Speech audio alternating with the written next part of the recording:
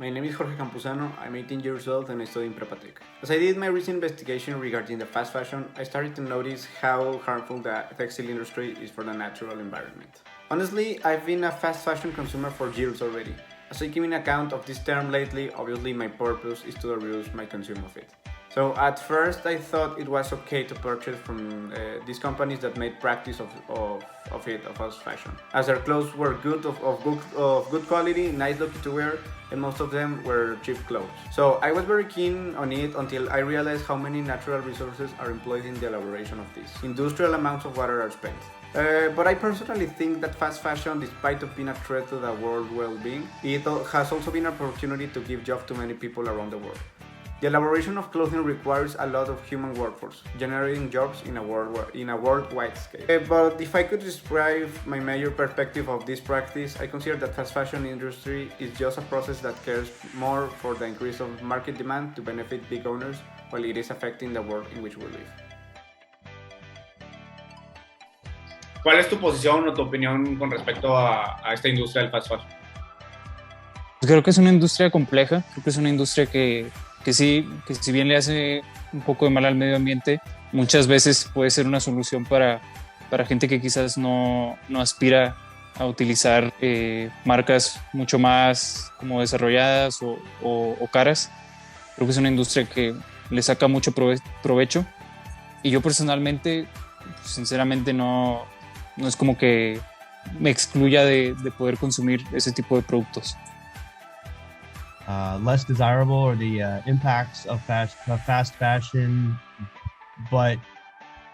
and despite what I'm aware of is environmental issues and materials and water that's used in the production of fast fashion, I personally feel just too drawn toward the lower cost clothing and a lot of casual clothing needs. Both describe themselves as consumers of the fast fashion. They are not all favorable about this issue, but not against at all. Guillermo stated how this model business isn't so much centered on how prices can generate more demand with its low prices, but it's targeted for people who doesn't aim to buy the most expensive clothes for a casual use. And Ian reinforced this point by explaining how the factor that leads him to buy this type of clothes is neither the price or the quality, but the amount he has to purchase for his teenage sons, because they are in a stage where they are constantly outsizing their clothes with time, and clothes that is just for that, a casual use. Deeper into Mr. Rao's opinion, he said that in his judgment, a cheap price for the obtention of clothes outweighs the fact that there are ecological issues. Although both Mr. Fontes and Mr. Rao are said fast fashion users, they can notice the negative impacts on it, as they have heard of the ecological dilemmas this has caused.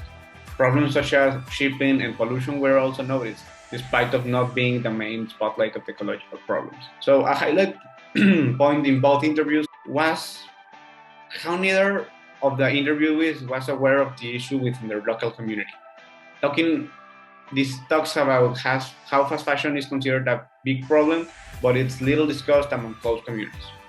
So to conclude with the insights of both interviews, it can be said that fast fashion is quite a present industry, not in a national, but in a worldwide scale, as it is really present in two North American countries, representing a big part of it. This also states how some people nowadays are looking for the development in national economies rather than these green or ecological issues. After finishing my research with interviewees Guillermo Fontes and Ian Rao, conclusions were carried out. First of all, I would like to highlight how both interviewees were aware of this issue and know about its presence, but never heard of near data of their local communities.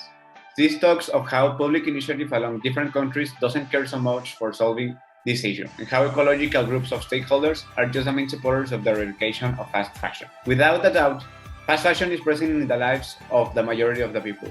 And as it was stated in the interviews, it is not always the reason of the price, but sometimes it's for our need. Ian gave us the example of how his teenage sons are used to outgrow their clothes every certain period of time, and using that much amounts of clothes represents a big expense for him. But also on the other hand, ecological problems doesn't seem enough reason for citizens to empathize with this problem, So, what steps should global leaders take to incentivize the civilization to really make a change? Does it dwell further from the economics? Maybe it does. Anyways, last of all, in this investigation, any initiative of the reduction of fast fashion wasn't noticed.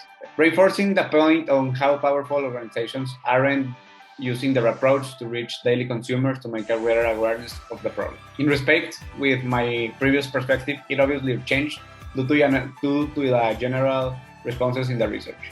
At the beginning, I started myself as a fast fashion consumer, but with a little awareness. Now, I have acquired a different perspective and my awareness has raised. As a citizen, I also have the responsibility to eradicate the issues of my community in the country that deals with. As a citizen, I also have the responsibility to eradicate the issues of my community and the country that deals with. And even more when power organizations don't. Thank you for watching.